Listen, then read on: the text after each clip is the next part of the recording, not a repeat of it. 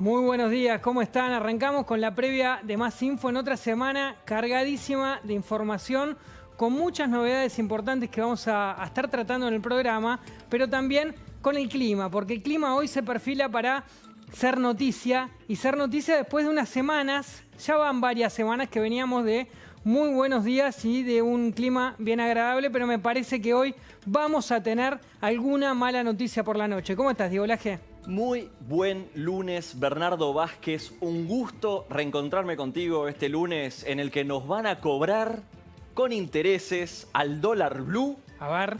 todos los buenos días de clima que tuvimos en los últimos días, ¿no? Pero bueno, era momento también, era esperable, ¿no? Porque la verdad que ayer, Día de la Madre, hizo mucho calor, hubo en muchos lugares y el sábado también en buena parte hubo más de 30 grados en la temperatura y se esperaba, ¿no? Después de esta temporada veraniega, todavía en primavera, que se pudiera venir una tormenta. Pero ¿cómo viene el lunes hoy, Diego? Porque por ahora no hay novedades de lluvias a la vista, pero más tarde sí, ¿no? Sí, más tarde sí hay un alerta meteorológico, nos están llamando la atención porque se esperan lluvias fuertes, vientos, importante baja de la temperatura, así que si estás por salir de tu casa, cuidado, llévate zapatos, quizás alguna camperita, alguna cosa, y un paraguas, porque en cualquier momento se nos viene el agua. Sobre todo que no te tome desprevenido. Recién venía caminando un poquito, ahí estamos viendo, allá y ya hay alguna tormenta, hay un comienzo de un poquito de lluvia aparentemente, pero recién venía y sobre todo hay mucho viento en la calle, por lo cual parece que te lleva volando y es la previa de lo que se perfila como un lunes complicado. Y me parece que en el horizonte también vienen días no tan lindos, Diego. Sí, tal cual. Estoy mirando primero el pronóstico que compiló el equipo de La Nación, donde vemos un descenso de la temperatura, 17 de máxima para mañana martes. Seguimos en 18, después levanta un poco la temperatura, pero el jueves nuevamente están previstas precipitaciones. Ahora, yo siempre, sabés que me macheteo el pronóstico extendido de toda la semana, adelantándome a lo que investiga nuestro espectacular equipo de producción. A ver, Mira, ¿ya tenés datos del fin de semana? yo ya tengo el dato del sábado. A ver, dale. El sábado parece que sale el sol.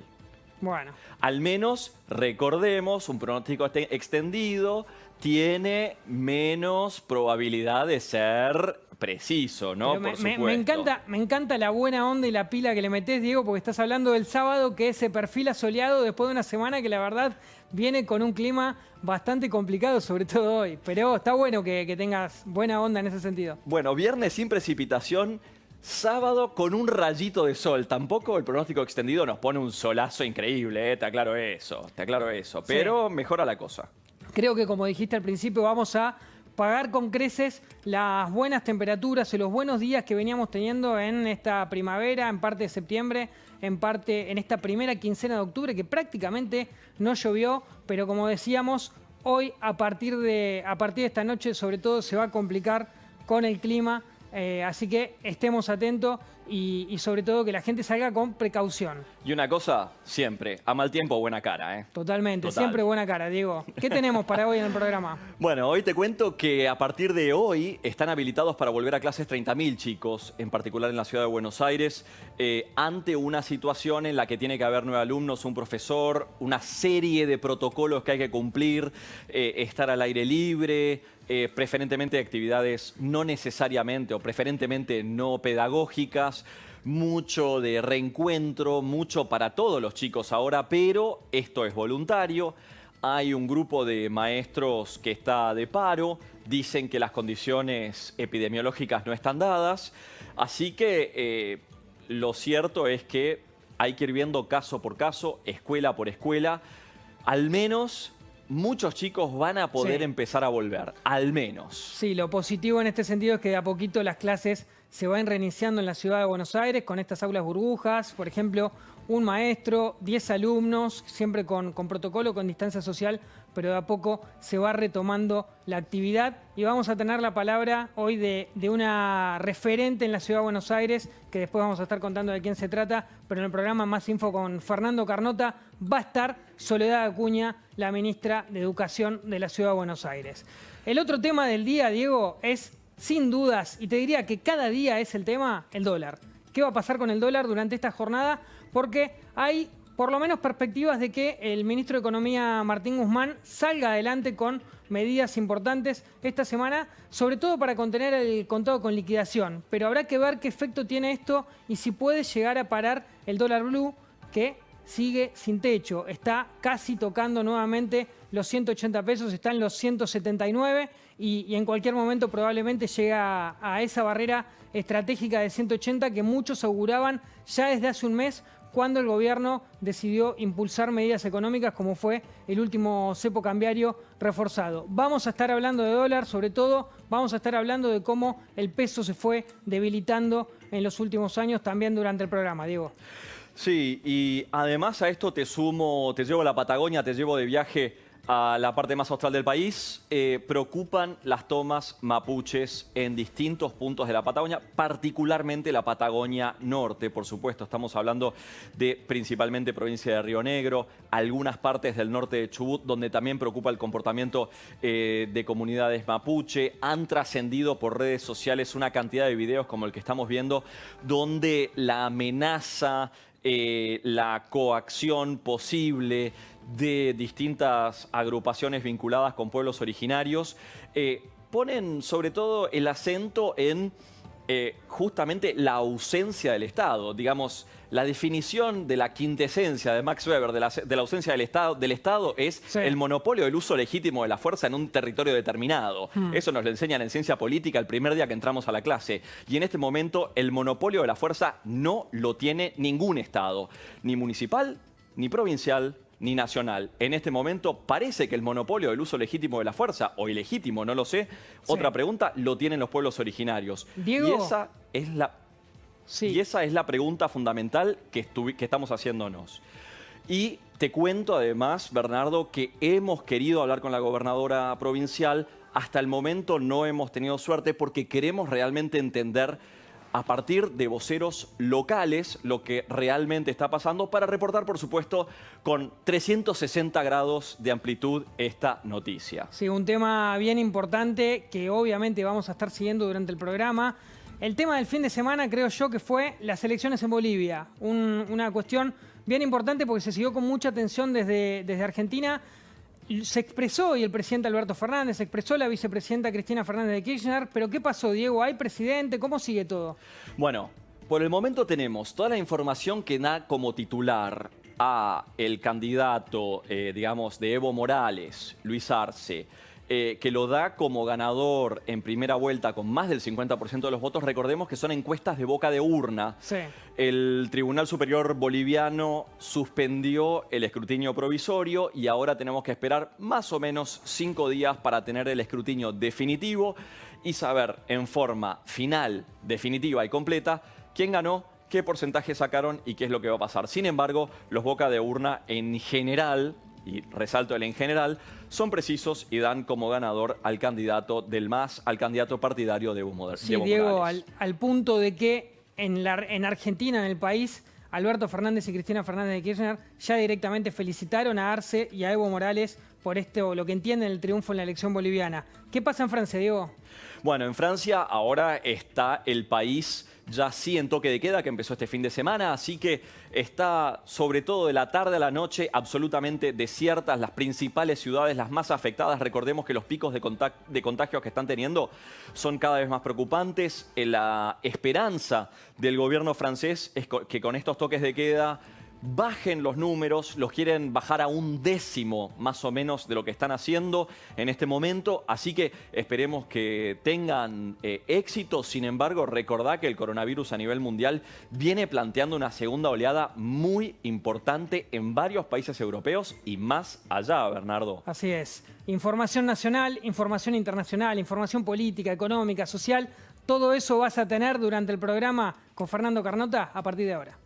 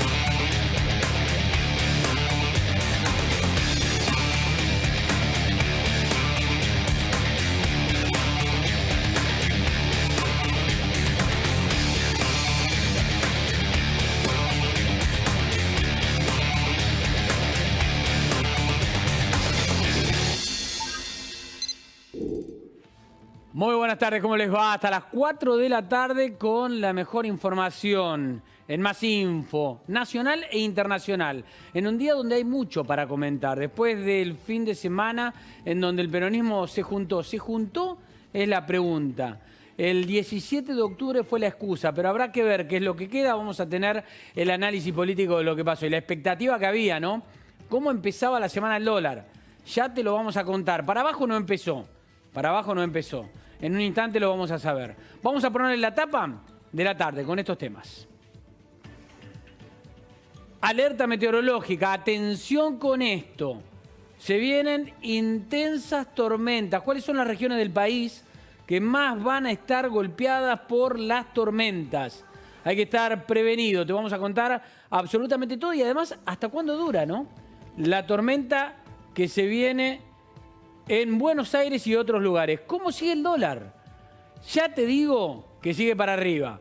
En instantes te vamos a contar cuánto y cuánto más puede moverse. Además también, ¿qué está haciendo el ministro de Economía para tratar de contener lo que está pasando con el dólar? Incendios en Córdoba, sigue la situación complicada. Después de lo que fue el alivio tras la lluvia que había caído, otra vez el drama de los incendios en la provincia de Córdoba. Y en el sur del país, la situación compleja que se está dando con los mapuches que siguen tomando tierras. Y una situación que se tensa ahora en un predio a 70 kilómetros de Bariloche, donde un dueño de un campo no puede salir de su casa porque encapuchados y armados le impiden moverse, porque ya tomaron el ingreso. Y la justicia, que aparentemente ahora va a reaccionar. Después te lo vamos a contar.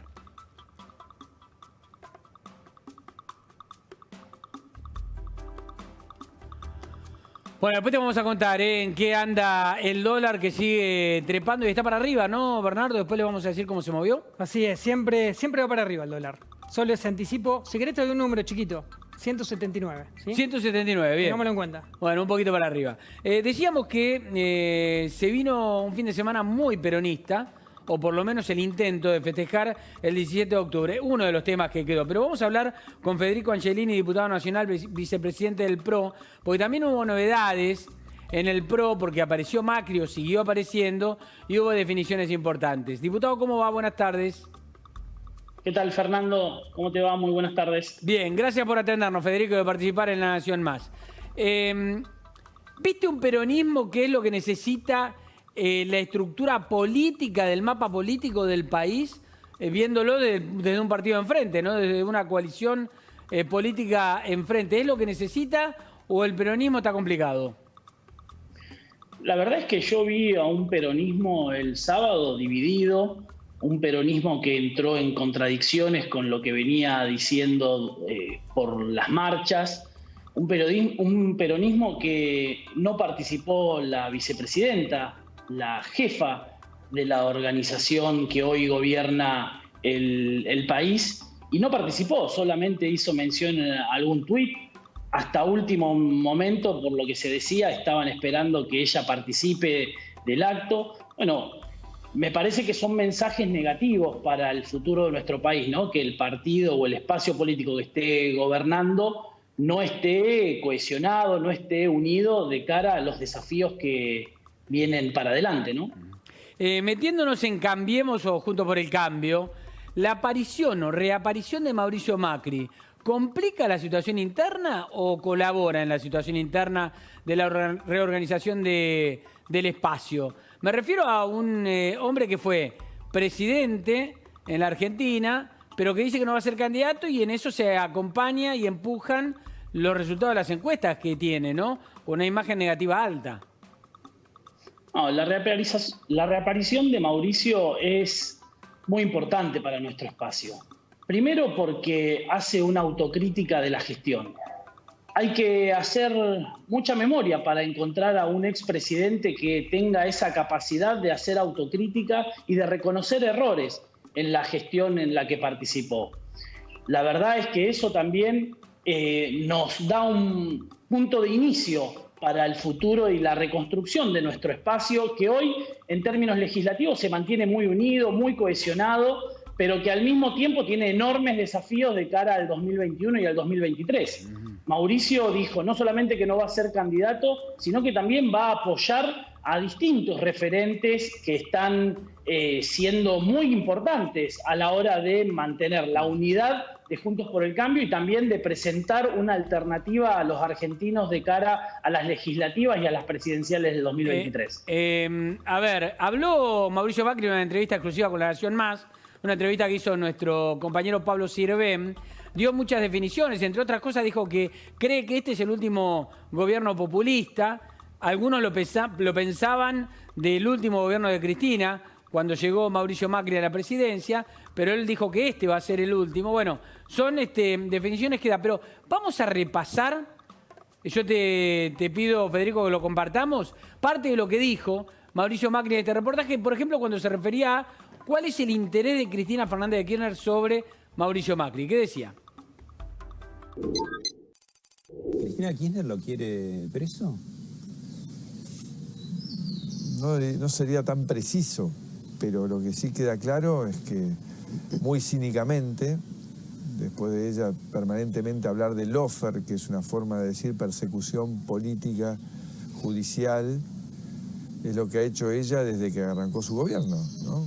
Más gente se convence de que hay un futuro distinto. Ahora, y eso a mí me hace pronosticar, si me permitís, sí, que este va a ser el último gobierno populista de la historia de nuestro país.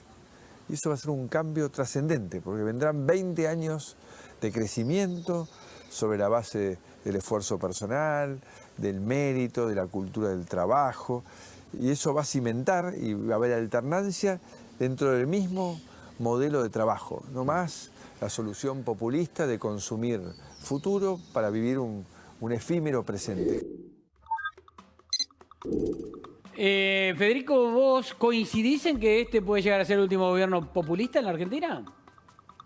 Sí, primero decirte que claramente la agenda del gobierno, que vive una realidad paralela a lo que estamos sufriendo la mayoría de los argentinos, está en querer cada día más tener poder o fortaleza frente a la justicia, ¿no? Eso es claro y la agenda de la expresidenta y del gobierno nacional tiene que ver con eso. Después, decirte que me parece que el populismo le ha hecho muchísimo daño a la Argentina, no solamente en este tiempo que está transcurriendo el gobierno de Alberto Fernández. Recordemos que Alberto Fernández prometió llenar la heladera y hoy la verdad es que cada vez es más caro llenar la heladera. Prometió no pagar intereses de la deuda y aumentarle a los jubilados y por el contrario eliminó la fórmula del gobierno del expresidente Macri y hoy los jubilados están cobrando menos. El daño que se está haciendo es muy profundo y el populismo hace que demore mucho tiempo el retroceso a las medidas tomadas por este tipo de gobierno, ¿no? Ahora, Federico, es un poco lo que vos planteás, de lo que plantea la mayoría de la oposición en este contexto, sobre todo con las políticas de gobierno. Ahora, cuando Macri plantea esto, también, ¿no te hace acordar un poco a 2014, a la previa del final del gobierno de Cristina Kirchner, cuando se hablaba de que era también el último gobierno populista y después en 2019 volvió el kirchnerismo? Quizás no se los está subestimando también en parte desde la oposición, sobre todo en cuanto a los votos que tuvieron el año pasado. Fundamentalmente porque sacaron tantos votos, porque primero que se unieron todos y hoy ya están teniendo problemas para mantener esa unidad, porque hay disímiles opiniones y formas de ver cómo se tiene que gobernar en la Argentina. Y después, y por sobre todo, también hemos cometido errores nosotros, y nosotros hemos aprendido de nuestros errores. Por eso es tan importante que el expresidente Macri haya salido a dar su opinión y su posición sobre los errores que él cometió, y que yo, a diferencia de lo que se ha hablado en estos días, no veo que ha desviado culpas o hecho en distintas personas responsables sobre el fracaso de algunas cuestiones que tienen que ver con su gobierno, sino que él mismo se hace cargo de los errores que cometió y a mí me parece que eso lo marca como un gran líder y un punto inicial para la reconstrucción de una alternativa para los argentinos. A ver, también Mauricio Macri en esta entrevista con La Nación Más, en el diálogo con Pablo Sirven, habló de cuál fue la actitud del entonces partido opositor o desde la oposición con su gobierno, ¿no? Cuando él era presidente. Y habló de Massa, y habló de Cristina, que hoy están juntos, pero en aquel momento no lo estaban. ¿Y qué dijo sobre ellos? Vamos a verlo.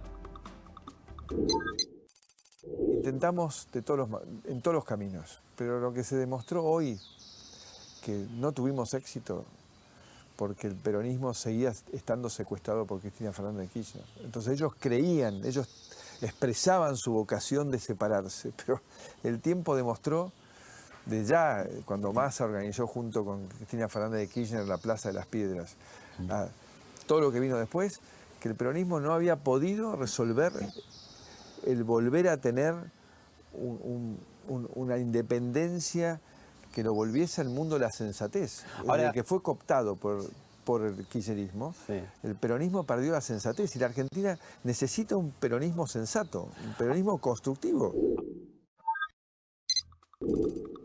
Ahora ahí hay un tema, ¿no? Porque el expresidente dice que el peronismo o el país necesita un peronismo sensato y se suponía que el peronismo sensato lo tenía él adentro del gobierno con la pata peronista, pero fue muy crítico con esa pata peronista también.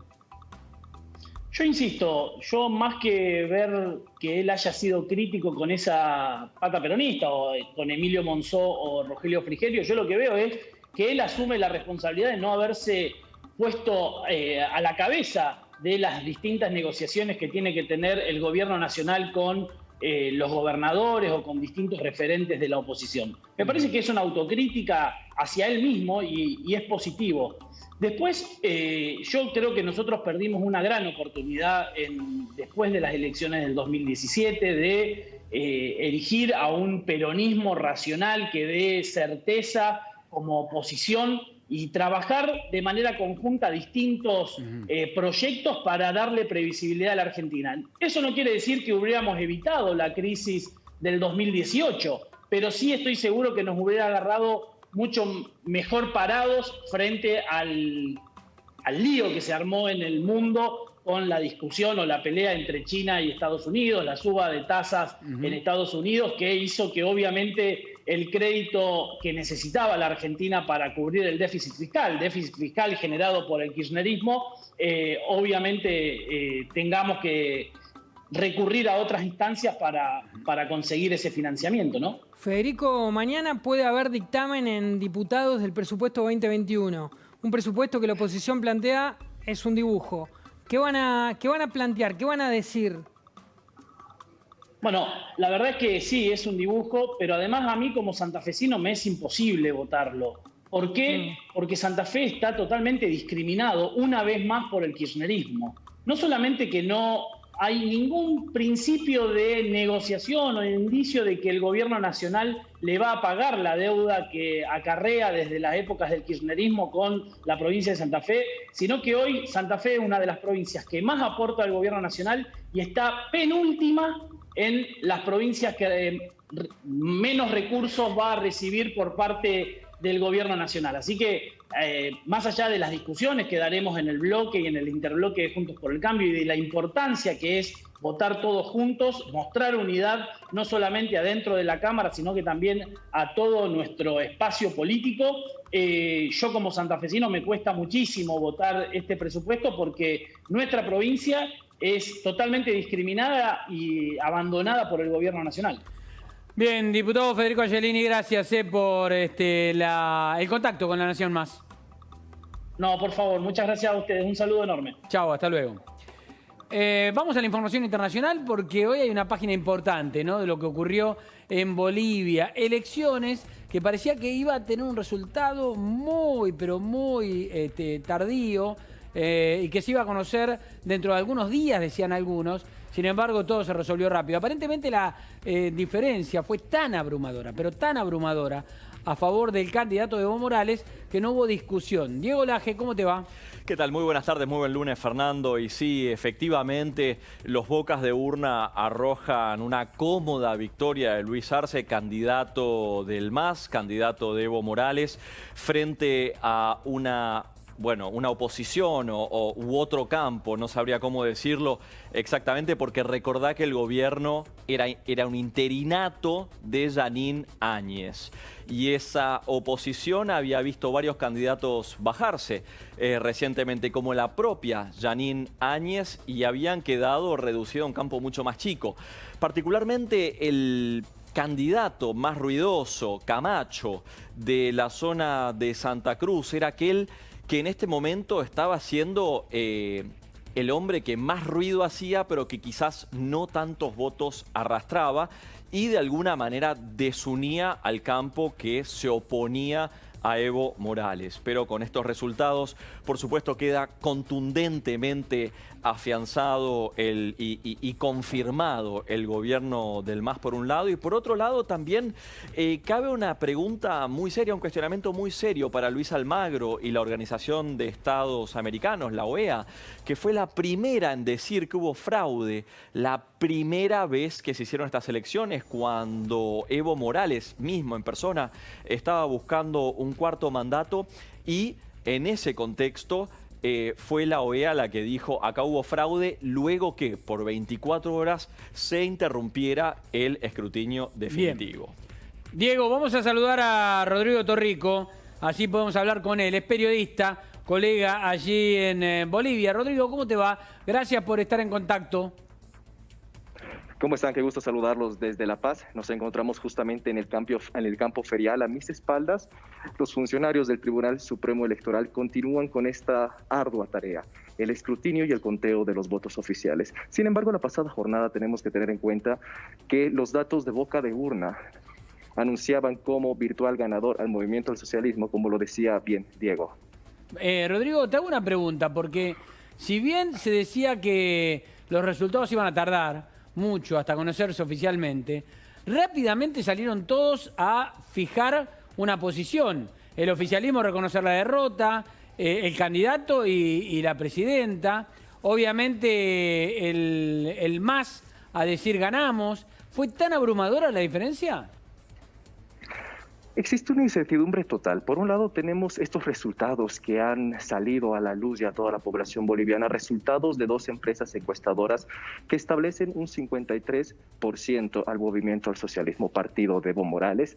Por debajo de eso tenemos un 30% como segundo lugar a Carlos Mesa de Comunidad Ciudadana. ¿Cuál es el aspecto particular que tenemos que destacar en esto? Que recién a esta hora de la tarde estamos con el 22% de las actas totales de toda la elección escrutadas. A mis espaldas, como les decía, están realizando este conteo. Aún no hay datos oficiales, pero con estos datos que nos presentaban las encuestas y las empresas que han anunciado este conteo rápido, establecen un virtual ganador el Movimiento al Socialismo. Por su lado, la presidenta transitoria Jeanine Áñez ha felicitado a David Choquehuanca y a Luis Arce, como también lo ha hecho Luis Almagro de la Organización de Estados Americanos. Existe confusión por parte de la población, incertidumbre también. Lo cierto es que estamos esperando los datos oficiales. Claro. Diego. Sí, Rodrigo, ¿qué tal? Muy buenas tardes. Me gustaría saber, primero, ¿para cuándo se esperan los resultados oficiales? Y segundo, si durante el proceso vos prevés que pueda haber más tensiones o conflictos en el resto del país. La diferencia entre el primero y segundo lugar es muy amplia. Estamos hablando de 20 puntos. Es por ello que Carlos Mesa, quien estaba en segundo lugar, ha felicitado al Movimiento al Socialismo, a Luis Arce. Estamos esperando los resultados oficiales. Como bien lo ha dicho en un comunicado de prensa Carlos Mesa, solo se está esperando para saber cuál va a ser la cantidad de diputados y políticos que van a tener en representación en la Cámara Baja. Tenemos los datos ya exactos de que va a existir una mayoría en la Cámara Alta por parte del Movimiento al Socialismo, pero la duda está en la Cámara Baja.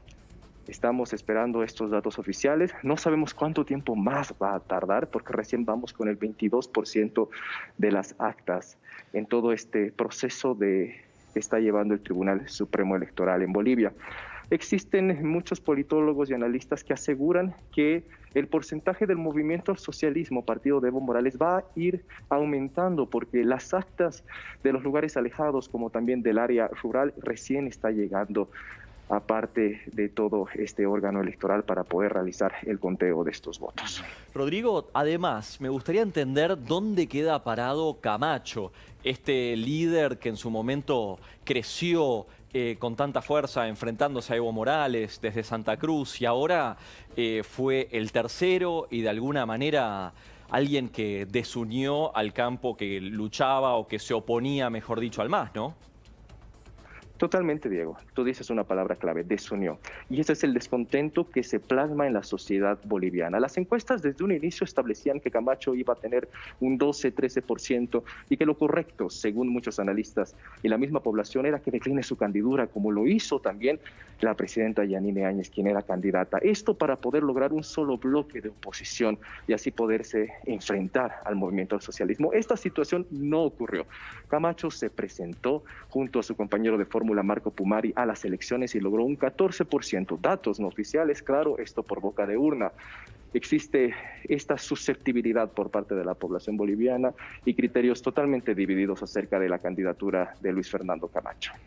Te quería preguntar, Rodrigo, ¿cuál es el clima que hay político y cuál es el que crees que puede aparecer una vez que haya cambio de gobierno, si todo esto se confirma, teniendo en cuenta las dificultades con las cuales se fue Evo Morales, el clima de tensión política que se generó cuando Evo Morales se tuvo que ir del país? Él dice que quisieron asesinarlo, le agradece al presidente argentino haberle salvado la vida. ¿Qué es lo que crees que puede pasar como clima político interno, no? Bueno, comentarte las declaraciones que hizo Leonardo Loza, quien es dirigente cocalero y ganador a la primera senaturía por Cochabamba. Él asegura que esta transición y este nuevo gobierno va a ser un gobierno de diálogo y de paz. Evo Morales, por su parte, la pasada jornada, en una conferencia de prensa en Buenos Aires, aseguraba que quiere realizar unas alianzas políticas para poder tener un buen gobierno. Lo cierto es que este proceso en el cual Evo Morales se ha retirado de Bolivia ha sido un proceso que ha llamado mucho la atención a los organismos internacionales y, por supuesto, a las autoridades judiciales. Existen supuestos casos de pedofilia contra Evo Morales, casos de corrupción e incluso varios ministros que se encuentran refugiados en la Embajada de México. Estos roces que han tenido. Esperemos que este proceso de transición, este nuevo gobierno, sea un gobierno de diálogo y de tranquilidad y no ocurran hechos que perjudiquen, por supuesto, a la población boliviana. Diego, ¿te queda alguna? Sí, por supuesto. Quiero tratar de entender, según tu mejor análisis, Rodrigo, cómo jugó el coronavirus y la pandemia en todo este escenario electoral. Ha sido clave el manejo de las políticas públicas con relación al COVID en Bolivia. Por un lado teníamos al movimiento al socialismo, la cantidad elevada de tweets en contra del gobierno de Yanine Áñez, que publicaba, por supuesto, Evo Morales desde Argentina, un total desconocimiento acerca de todas las políticas que se han podido generar desde Bolivia. Críticas muy duras en cuanto al manejo del COVID-19 en Bolivia, que han manchado, por supuesto, las campañas electorales. Esto ha generado que en las últimas encuestas el gobierno de Yanine Áñez presente datos muy bajos, lo cual ha generado que ella decline su candidatura. La pasada jornada, domingo electoral, hemos acudido todos los bolivianos a las urnas teniendo el debido respeto y cumpliendo las normas de bioseguridad. Muchos doctores e incluso el Comité Científico de Bolivia aseguran que de aquí a unos días vamos a ver si va a existir un aumento elevado o considerable de estos casos del COVID-19. Gracias. Bien, Rodrigo, vos sabés que es muy interesante seguir todo el proceso electoral que se está dando allí en Bolivia. Bueno, acá festejaron Alberto Fernández y Cristina Fernández de Kirchner. Obviamente se sabe, ¿no? Son amigos políticos, por lo menos, de Evo Morales y del MAS, en cuanto a afinidades ideológicas, con lo cual hay contento en el gobierno argentino por el resultado, más allá de lo que vaya a ocurrir. ¿Se espera el regreso de Evo Morales para cuándo? No tenemos fecha definida, sin embargo, Leonardo Loza, en una conferencia de prensa esta mañana, asegura que en los próximos días Evo Morales ya estaría llegando a territorio nacional. ¿Con qué cargo?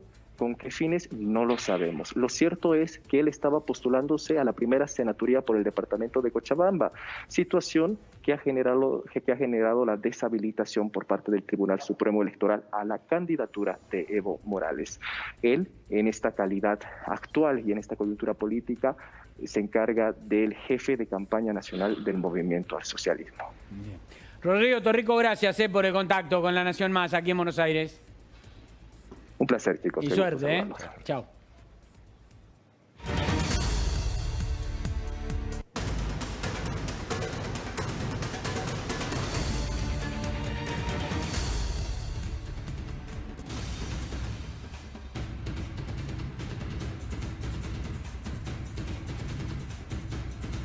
Atención porque se viene tormenta, y parece que va a durar bastante tiempo, pero hay que ver el impacto que puede llegar a generar. Diego Angeli, nuestro observador meteorológico. Diego, ¿cómo te va? ¿Qué tal, Fernando? Muy buenas tardes y estamos a la espera justamente del impacto de estos núcleos de tormenta que ya lentamente empiezan a acercarse al estuario del Río de la Plata. Estamos bajo alerta meteorológico. Estamos esperando abundante caída de agua en cortos periodos de tiempo. Se van a esperar ráfagas realmente fuertes, veloces, intensa actividad eléctrica y también la ocasional caída de granizo. Es parte de este combo de estabilidad que especialmente a la noche puede darse en la ciudad de Buenos Aires y que también abarca. Diego, perdón. De Buenos Aires. Sí. Diego, perdóname. Sí, Fernando. ¿A partir de qué hora puede llegar a darse? Son las 2:26 de la tarde. Bueno, puede llover en este momento. O sea, ya estamos receptivos a que comiencen los eventos. De hecho, ya hay ráfagas que están empezando a surcar toda la ciudad. Pero lo más fuerte, lo más activo, podría darse en las próximas horas, especialmente a la noche. Bien, quizás las tormentas más fuertes podrían darse hacia el cierre del día, pero podríamos ya tener alguna lluvia en la ciudad de Buenos Aires. Sabemos justamente cómo el radar muestra que lentamente se van acercando los núcleos de tormenta a la ciudad, así que esperando entonces por eventos que pueden ser severos. Atención, podríamos tener tormentas fuertes hoy en el cierre de la jornada, Fernando. Bien, estás hablando de la noche en la cual puede llover desde ahora, pero en la noche hay que poner sí o sí los autos bajo techo. Veremos después, el granizo va a ser obviamente algo más localizado, más puntual, pero en algún lugar de todo, digamos, el área de cobertura de alerta, que es la ciudad de Buenos Aires, que es el sur de Entre Ríos, que es parte de la provincia de Buenos Aires, la parte norte, que es el sur de Santa Fe, sí, puede haber granizo, puede granizar hoy, por lo menos tenemos variables compatibles con alguna granizada, como la de Saladillo, así que esperando entonces los eventos, pero si la pregunta concreta es, ¿puede granizar hoy acá? Sí, hoy puede haber granizo esta noche en Buenos Aires. A ver, ¿tenés para mostrar esa granizada? Creo que la tenemos, a ver, ¿la podemos ver? Fue en el día de ayer, el domingo justamente, mientras en la ciudad había cielo mayormente despejado, esto pasaba en Saladillo. Una pedreada tremenda, granizo importante, granizo de diámetro también considerable. Los registros van a mostrar justamente cómo la ciudad fue bombardeada y cómo Saladillo quedó convertida prácticamente en un daiquiri. Hielo por todos los pisos, quedó toda la superficie blanca. Escuchen el ruido, el impacto de granizo contra los techos, contra el pavimento, contra la superficie, contra los autos. Esto queda hacia Saladillo, realmente muy cerca. Esto es a unos 200 kilómetros de la ciudad de Buenos Aires, pero bueno, es el calor de las altísimas temperaturas que favorecen, que activan este tipo de fenómenos. Así que bueno, esta es la carta de presentación, justamente la tormenta viene de la ciudad y la referencia de lo que fue el granizo, Fernando, es pelotas de golf, el huevo justamente, la palma de la mano como referencia del tamaño del granizo que ayer flageló a Saladillo. Y bueno, estamos acá esperando todo esto, obviamente favorecido por las altísimas temperaturas que... No, la imagen... Este tipo... La imagen es impactante. Repasemos un poco, Diego. Esto que estamos viendo fue en Saladillo, pero no va a ser de esta magnitud si cae el granizo esta noche. No esperamos por lo menos esta dimensión. De todas maneras, te cuento que hay como cierta expectativa de que los eventos de esta noche puedan dejar mucha agua en el sur de Entre Ríos y en algunas zonas de Córdoba de focos de incendios. Por eso, si bien estamos bajo alerta meteorológico y la zona central del país también está comprometida, todos los eventos de hoy pueden llegar a dejar agua, alguna lluvia en zonas donde realmente hace falta. Pero ha llamado la atención lo que fue el granizo de ayer en Saladillo. Hace tiempo que no veíamos el granizo de este tamaño, que ha ido con esta intensidad, sin sufrir daño estructural significativo, pero bueno, puertas, ventanas se dañaron, autos también. Bien. Y los registros justamente dan cuenta de la tremenda granizada. Bien, perfecto, Diego. Después completamos, si te parece, la información de lo que está pasando y lo que puede pasar con el tiempo. Me parece que tenemos otra tormenta. Después volvemos. Ampliamos luego.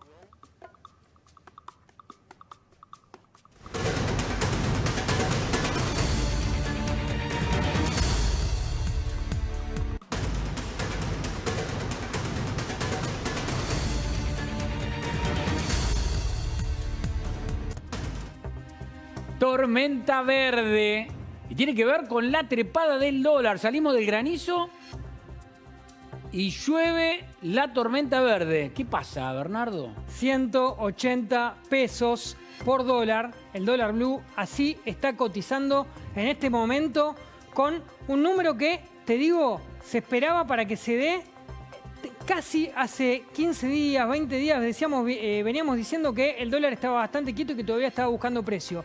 Y marcábamos esto como un potencial techo. Este 180 que hoy se está confirmando ya ha aumentado en 2 semanas nada más. Pasó de 150 a 180, que es la cotización actual, con una disparada también de la brecha muy grande porque el oficial está a 82,50, el solidario está a 136,13, el contado con liqui retrocediendo apenitas a 165,11 centavos, pero el dólar blue no para y no hace caso ni a los anuncios de Alberto Fernández, ni a las palabras de Martín Guzmán y tampoco a las medidas que parecen que se vienen para tratar de contenerlo. 180 pesos el dólar blue. Bien, ahí está, ¿eh? Esta es la pizarra 180. Un número que decís, Bernardo, y tenés razón.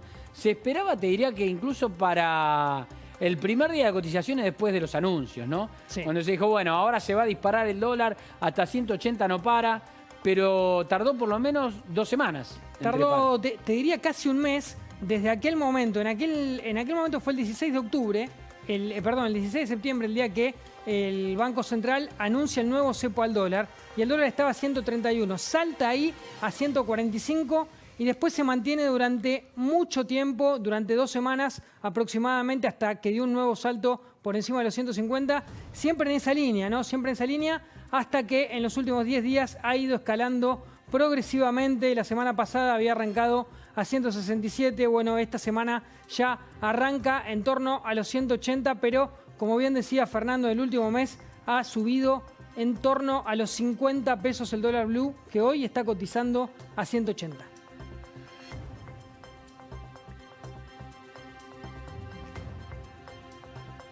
Bueno, de la tormenta verde nos vamos a la calle. En realidad a la calle nos vamos al aula. Al aula, propiamente dicha al aula, vamos a las escuelas porque vuelven las clases presenciales. Es una noticia que esperó meses y meses para darse. Nacho Damonte está con este tema. Nacho, ¿cómo te va? ¿Qué tal, Fernando? Buenas tardes. Mira, estamos viendo justo en estos momentos, estamos en la escuela número 27 en Parque Chacabuco, estamos viendo cómo está terminando la primera burbuja escolar que se realizó aquí en este colegio. Son chicos que arrancaron con la clase a las 13 horas y están terminando su turno. Mirá, hicieron recién el protocolo con distancia, la directora con la que vamos a hablar en un minuto le dedicó unas palabras a los chicos. Es un curso de 7º grado que vuelve a las clases después de mucho tiempo de no poder reencontrarse con sus compañeros y con las docentes. Esta es una escuela que cuenta con todos los protocolos, tiene por supuesto su dispenser de alcohol en gel, los docentes están siempre con barbijo, están con distancia, y aquí estamos con Mónica, que incluso tiene retorno para que le puedas hacer las preguntas que quieras. Nosotros comenzamos primero agradeciéndote, Mónica, y preguntándote cómo funcionó este primer día de escuela de la vuelta de los chicos. Hola, ¿qué tal? Buenas tardes. Mi nombre es Mónica, esta es la escuela 7. La 7, la escuela 7, sí. Sí, ubicada en pleno Parque Chacabuco. Estamos muy contentos, muy emocionados, todo el personal, docente, auxiliares, todo el equipo que acompañó desde la mañana. Así que bueno, es un día muy especial, muy emotivo. Izamos la bandera. Sí. Así que bueno, estamos muy emocionados. Y ver a los chicos otra vez, más allá de una pantalla, nos hace muy bien. Por supuesto, es una alegría. Fernando, te escucha Mónica. Mónica, ¿cómo te va? Gracias por permitirnos esta charla. ¿Cómo estás? Muy bien, muy feliz. Bueno, ¿cómo ves a los chicos? Llegan con una sonrisa, ¿no? Sí. Llegan con una sonrisa muy grande y también con ojos de incertidumbre. Esto es recrearse, es reinventarse para docentes, para los nenes, para las familias. Pero bueno, todo fue muy hablado, muy consensuado en reuniones de padres. Se ha trabajado mucho con los docentes, con ellos, para que sepan de qué manera hacerlo para cuidarlos y para cuidarnos. Así que vinieron felices y la primer burbuja del turno tarde salió muy feliz. Está muy bien. Pues es que yo recién cuando te preguntaba, llegan con una sonrisa muy grande, decía, pero escondida atrás del barbijo, ¿no? Pero igualmente no hace falta ni verla para notar la alegría de los chicos. Los cuidados son intensos y deben ser así, me parece muy bien la burbuja.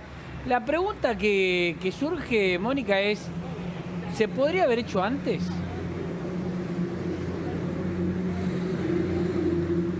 Si se podría haber hecho antes, te pregunta Mónica. Sí, estoy pensando cómo responderte. Son decisiones que tienen que ver con el Ministerio de Salud fundamentalmente y que creo que preservar la vida de nuestros chicos es lo más importante. No son decisiones que pasen por mi lugar como directora. Claro. Creo que si no se hicieron antes es porque los protocolos no estarían ajustados Está muy bien. al momento. Está muy bien. Para cuando te dice... La cuestión es que...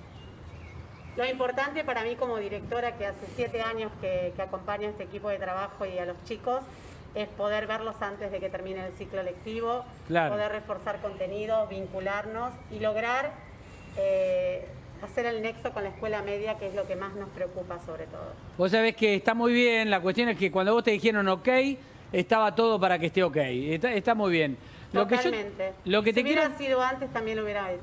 Vos sabés que conozco varias docentes, varias maestras, y yo noté el esfuerzo que hacían y el trabajo que hicieron en pandemia, porque uno dice, bueno, están contentos, tranquilos, cada uno está en su casa, trabajando, pero ni de casualidad, el esfuerzo que hicieron, muchas incluso invirtiendo en tecnología de su propio bolsillo. Esto hay que decirlo también. Y el esfuerzo que hicieron fue doble. ¿Esto lo notaste vos también? Sí, la verdad que es un esfuerzo increíble. Como empecé la nota contándote esto de reinventarnos, de recrear, es lo que nos fue pasando. No tenemos horario para el trabajo, sobre todo cuando, bueno, hay muchas cuestiones que atender. Las infancias necesitan de nosotros a toda hora, en todo momento. La escuela es un lugar que alberga y cuando estamos en la presencialidad las cosas son mucho más simples. Hoy en día se complica mucho para la familia. Hay que pensar en ellos y en ver cómo podemos llegar a ellos. Los maestros han hecho un trabajo incesante, incansable. Se han comunicado por cuanto medio te imagines, WhatsApp, teléfono, tratar de ver si tenían la computadora, Wi-Fi. Y bueno, hicimos lo imposible y lo posible para darles a ellos un futuro esperanzador. Mónica, dame un minuto, Nacho, quédate un minuto ahí todavía, quédate por favor, que Mónica siga escuchando. Yo la quiero saludar a Soledad Acuña, la ministra de Educación de la Ciudad de Buenos Aires. Soledad, ¿cómo te va? Buenas tardes. ¿Qué tal? ¿Cómo estás? Buenas tardes, Fernando. Bien, gracias por participar. A vos sí te puedo preguntar si esto se podría haber hecho antes, porque sé que estuvieron trabajando desde hace mucho para volver. ¿Y qué te produce verlo ahora efectivo? Bueno, la verdad que hoy estuve en la escuela de Mónica y en Parque Chacabuco a la mañana cuando izamos la bandera y cantamos el Aurora. La verdad que un poco bastante me emocioné, porque es la vuelta a clases, es volver a traer a los chicos a la escuela, es volver a tener los guardapolvos blancos circulando por la ciudad, pero fundamentalmente es volver a poner sobre la mesa las prioridades, y la educación es una prioridad y teníamos que volver a empezar Podríamos haberlo hecho antes, seguramente podríamos haberlo hecho antes, pero lo importante es que hoy ya están los chicos y chicas de 7º grado en sus aulas, ya están los chicos de 5º y 6º año del secundario terminando de cerrar una etapa tan importante en sus vidas. Y vos mirás, basta con recorrer las escuelas, ver las caras de los chicos, las caras de los docentes, te alcanza para saber que la decisión fue la correcta.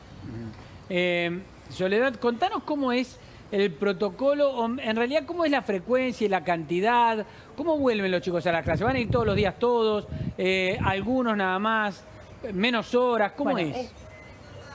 Esto, como lo venimos diciendo, es solamente para chicos y chicas de 7º grado de primaria, 5º y 6º año de secundarias comunes y técnicas. Es para quienes cierran un ciclo en esta primera etapa.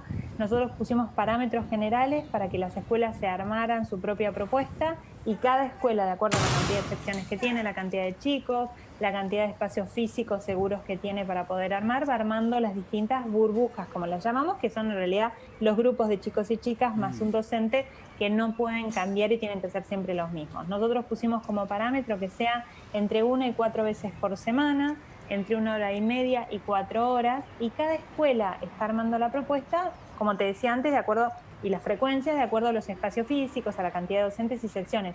La escuela de Mónica, como otras escuelas, vengo ahora de la escuela Granaderos, tienen muchas secciones, son escuelas jornada simple, con lo cual tienen muchas secciones a la mañana y muchas a la tarde, con lo cual al tener que designar un docente por burbuja hace que la frecuencia tengan que acotarla, entonces en general están optando por 2 veces por semana, entre 2 y 4 horas cada una de las escuelas. Y en principio es complemento a lo que siguen haciendo de forma virtual, no es que ahora ya no estudien más de forma virtual, siguen estudiando de forma virtual y tienen esta instancia de complemento presencial donde en principio trabajan sobre las emociones, lo que les pasó, lo que les pasa, poner en palabras esto de haber estado 7 meses aislados, más poner en palabras esto de empezar una etapa nueva, como es la escuela secundaria, o para el caso de los chicos de secundaria, una etapa nueva en la educación universitaria, superior, terciaria, o en el mundo del trabajo. Y después, obviamente, aprovechan para profundizar aprendizajes. Pero cada escuela lo está armando de acuerdo a los grupos y las necesidades. En la escuela de Mónica, por ejemplo, tenían grupos donde estaban priorizando a chicos que tenían alguna dificultad para algunos aprendizajes en particular, entonces hacen el seguimiento de las trayectorias. En otras están trabajando directamente cuestiones muy vinculadas a la emocionalidad, porque son chicos que han tenido y han sufrido esta pandemia y este aislamiento de forma muy particular.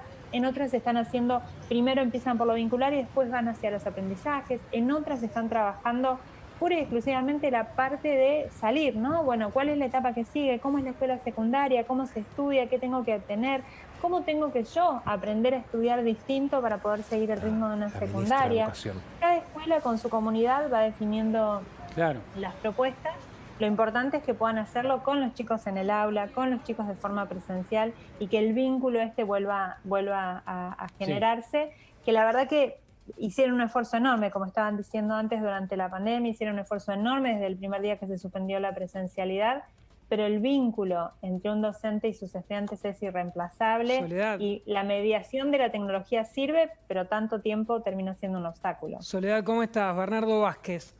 Una consulta de cara a lo que viene, porque esta semana de nuevo hay muchas reuniones seguramente por el futuro de la cuarentena, y es ¿cuál es el próximo paso en materia educativa en la ciudad? ¿Qué es lo próximo que van a proponer? Y sobre todo si van a ir volviendo más chicos y más cursos a las aulas próximamente.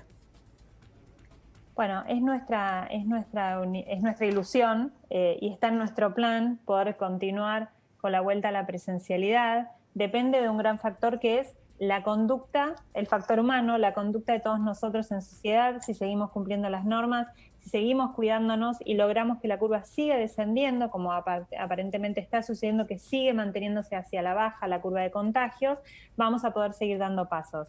En noviembre, en el siguiente paso, nosotros tenemos la intención y estamos trabajando en este sentido de poder vincular a los chicos de sala de 5, de preescolar, que son también los que terminan un nivel, terminan el jardín de infantes y pasan a la escuela primaria, y queremos también poder tener instancias de presencialidad con este nivel. ya con los adultos que están estudiando en la educación terciaria y requieren hacer exámenes presenciales para poder tener su título habilitante. Lo mismo aquellos que estudian en formación profesional, en los centros de formación profesional, que están estudiando algún oficio y para poder tener el título que les garantice un mejor empleo necesitan el examen presencial. Con ellos van a ser los próximos pasos que vamos a dar y luego... Obviamente, nuestra intención es antes de fin de año poder darle a todos los chicos y chicas algún espacio de presencialidad. Soledad, si me permitís, y con esto ya le agradezco a Mónica que nos haya recibido, le pregunto a Mónica si quiere decirle algo a Soledad Acuña, si le querés preguntar algo o consultarle algo de esto que fue la primera experiencia, ¿no? No, primero agradecer su presencia en el día de hoy y de todo el equipo que acompañó. A todo el equipo de la supervisión del Distrito Octavo que también estuvo al lado nuestro, ayudándonos, porque obviamente es una experiencia inédita y nunca imaginé ser directora y estar en este momento histórico. Y sobre todo pensando en los chicos para que todo salga bien, de acuerdo a lo esperado. El resto coincidimos totalmente en las ideas y estoy muy feliz por este momento, Soledad. Lo sabes. Sí. Bien. La verdad, Fernando, Sí. Mónica es una directora que tiene muchos chicos a cargo, chicos que tienen historias de vida muy tristes y muy difíciles a veces, y ellos han construido en la escuela un lugar donde los chicos no solamente aprenden, sino donde están pudiendo construir un futuro diferente al que viven todos los días. Y ella hoy, cuando les hablaba al principio, les recalcaba que el día de mañana, cuando sean grandes y tengan a sus hijos, les van a contar que vivieron esta etapa de la historia tan distinta, tan inédita, donde estuvieron 7 meses fuera de la escuela, volvieron con estos esquemas tan distintos de distancia, de protocolos, Claro. pero que fueron parte de la historia de los que volvieron a poner la educación en marcha. Soledad Acuña, ministra, gracias. Mónica, también, te agradezco mucho tu participación y que nos hayas recibido. Nacho Damonte, nuestro cronista, gracias. Hasta luego, Fernando. Hasta luego. Cerramos esta parte, pero no me voy a ir de esto, porque está el diputado Mario Negri en contacto con nosotros. ¿A quién saludo? Mario, buenas tardes. Hola, ¿cómo está? Un gusto. Bien. A ver, digo, no me voy de esto porque yo recién estaba pensando, qué difícil se está haciendo para todo el mundo, ¿no? Qué difícil que se está haciendo esta nueva normalidad para los chicos, para los docentes, para los políticos que tienen que definir políticas, pero para los políticos que están en la gestión sobre todo. Ahora, yo pregunto, Mario, ¿está la clase dirigente a la altura de las circunstancias de lo que está viviendo el mundo? ¿La clase dirigente argentina? Hay de todos, no la proporción que me gustaría a mí que fuese. Porque creo que tenemos una tendencia negativa que es creer que el mundo se despierta a la mañana mirando a nosotros. Nosotros somos muy chiquitos en este mundo tan complejo que nos atropella a una velocidad. Somos tan soberbios a veces que primero creíamos que el virus no llegaba a la Argentina y después hacíamos filmina los viernes a la noche como si fuera una carrera de autos para decir que íbamos mejor que todos. Entonces hay que aprender, hay que actuar con mucha humildad, tomar dimensión y saber que las cosas que pasan en el mundo, tanto en la economía como en la educación, tarde o temprano, llegan a toda parte, es un mundo global. Y lo mismo pasó con el virus, que desafió la ciencia, desafía la economía. No sabemos todavía cómo va a ser el mundo del trabajo hacia adelante. Creo que se equivocó el presidente al creer que el empoderamiento social que tuvo de todos nosotros, inclusive entregando cuotas de libertad con tal de no contagiarnos, al principio de la pandemia y bancando la cuarentena para acomodar el sistema de salud, se podía convertir en empoderamiento político y manejar una agenda de prioridades de la Argentina de manera equivocada, tanto que hoy estamos con agendas que no tienen nada que ver con la realidad de la angustia, de la necesidad y de la Argentina. Somos top 10, pero somos top 10 sin tener nada que festejar. Top 10 en contagio, estamos sexto, 1 millón, ¿no? Sí. Pensar que lo mirábamos los chilenos de rabo de ojo. Somos top 10 negativos en testeos. Somos top 10 en la caída del PBI. En todos lados cayó la economía. Iban a crecer 170 países, crecieron 160, se cayeron y nosotros vamos a estar con 12 puntos de caída del Producto Bruto Interno en la Argentina. El déficit ya hubo que corregirlo y además somos una nueva experiencia de cepo contra cepo, cerrando los ojos y desafiando ideológicamente lo que en realidad es un problema de confianza en la economía. Y nos acaba de decir el INDEX que 3.700.000 argentinos van a pasar a una situación extremadamente mala en el último trimestre. Entonces, cuando el presidente decía que estaba dispuesto a sacrificar 5 PBI a cambio de una vida, nadie se animaba a decir que la economía también mata y que había que abordarla las dos juntas. A ver, habló Macri en La Nación Más, con Pablo Sirven, dejó varias definiciones, y habló sobre la economía también. Yo quiero compartirlo, un minuto nada más, para seguir hablando de esta charla, en esta charla interesante con el diputado Mario Negri. A ver.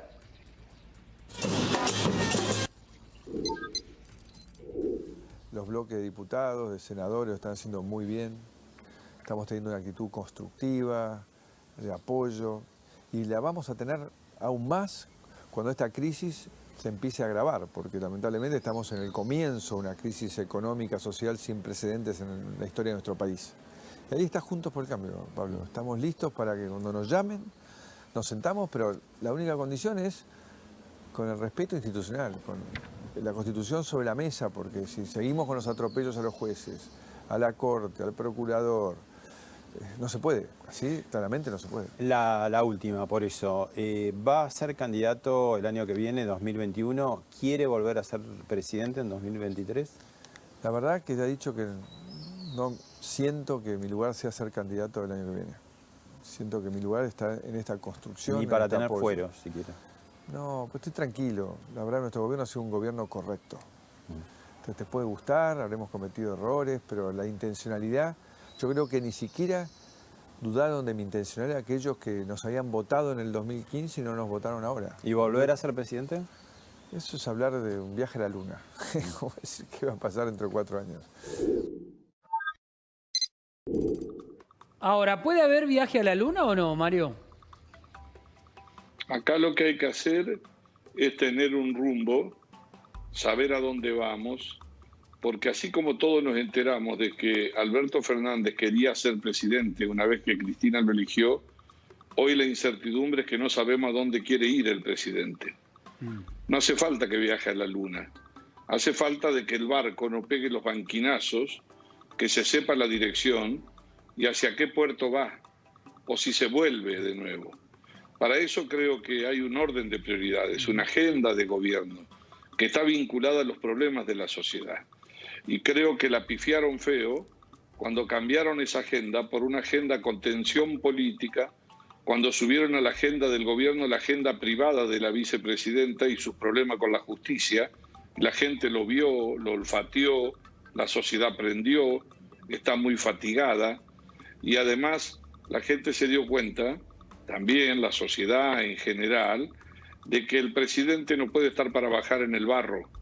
Él está conduciendo una transición entre la peste y la economía y un futuro incierto en un país absolutamente vulnerable, que no tiene moneda, a donde el peso alcanza para una estampita y Brasil tiene 380.000 millones de dólares de reserva y nosotros vamos de cepo en cepo. Entonces lo primero que tiene que hacer es poner la energía ordenando las prioridades, no ponerle una estaca para que la grieta se mantenga y hacer una convocatoria. Yo coincido en eso, que el primer paso y la condición es la normalidad de los poderes institucionales, que fluyan, que la justicia funcione en plenitud, no a media. Estuvimos 5 meses con la justicia cerrada prácticamente